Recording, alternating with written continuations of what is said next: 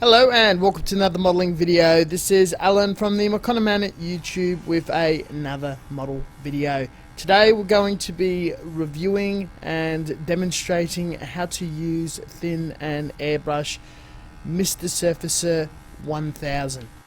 A priming and micro filling product, a part of the Mr. Hobby line of lacquers. The Surfacer is the first application of paint you apply on a plastic or other surfaces before building up in other layers of paint. The number 1000 refers to the micro filling properties, that is the same as sandpaper. Out of the range from 500 to 1500, 500 is the thicker and can handle quite deep scrapes and scratches, where 1500 is very similar to paint. This product is in the middle of the road for general purpose and excellent for beginners and first time users. With a thick viscosity and very quick rate of evaporation, you will be required to thin it for your airbrush. An excellent ratio is 1 to 2 part thinner to 1 part product. Maybe pre-mix it outside of your airbrush for beginners for a fair amount of fluid control in wide spray and fine hard lines. At a low PSI of between 10 to 15 and utilizing a well maintained double action airbrush from 0.3 to 0.5 needle and nozzle, you'll have a very smooth experience and nice etch straight onto injection molded plastic. On this large surface it's applying quite smooth, and a lot of these detailed Cotopaxi pieces do not seem to have any detail or panels flooded or deformed, not much in the way of gritty or texture. In demonstration of the micro filling properties, I have sanded 3 spoons at 80 grit to scratch it quite deeply, 240 grit, which I usually use to remove nub marks and seam line putty, and finally 2000 grit, which polishes the plastic. Airbrushing spoons is not really that ideal. It's not the best adhesion unless there is an abrasion as such. With a few wet passes, we could see the 2000 is very shiny and glossy, good for gloss coats metallics. 240 is just about sufficient and right, where the 80 grit you can see all the damage, meaning microfiller will not fix seam lines or nub marks, any mistakes you do with gouging with a knife. Paint and primer should always be allowed 12 to 24 hours to dry and chemically harden. However, with just half an hour I applied some Tamiya masking tape to see if it would lift.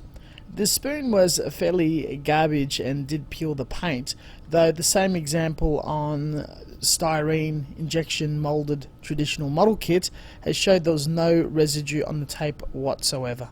Being the middle of the road microfiller, the final test is spraying this whole 70-second half track German tank. There's a lot of fine detail in the tracks, rivets, panel lines and hatches on the front, little machine gun details and all of that. Colouring in the tracks and all the small details and nooks and crannies, pulling back and generally giving everything a dust coat, did not leave any orange peel and texture, yet did not flood, run, ripple or cause any paint defects. I've used a lot of primers over the years. A lot of the hobby ones are quite fine and leave quite a beautiful luster and almost a satin peach soft skin look to it. I find that with the good brands such as Tamiya, Mr. Color and Guy Notes, though the opportunity to utilize different microfilling quantities from very thick for scratch built and rough models to a very fine 1500 for extremely detailed models gives quite a bit of flexibility with additional products and colors in pink or black or blue depending on the subject matter we're painting, and even surfaces for resins or metals. I do pretty much avoid any of the pre-mixed primers, which I find to be watered down automotive primers. They have a tendency to have a lower tack adhesion and sometimes build up in texture or orange peel due to a very rapid drying thinner being added to a incompatible product. I've had mediocre to almost poor experiences with Alclad 2 or SMS. Also generally avoided polyurethane or enamel primers, as all they are is paint that has the ability to bite into plastic but not as good adhesion.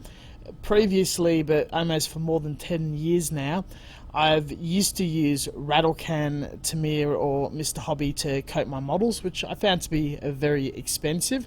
Moving to airbrushing, first single action, now double action, with these simple tips and a fairly affordable airbrush compressor combination, you will save significantly on the costs of buying aerosol cans, plus far more ease in availability of ordering and buying bottle primer over shipping or visiting your local hobby shop for rattle cans. All that said, thank you very much for watching. As always, until next time, stay tuned for further content, and we'll catch you guys next time. Check out the description down below for references, links to social medias and other tips, and I'm always happy to answer any further questions in the comment section or private message for discretion. Catch you guys next time.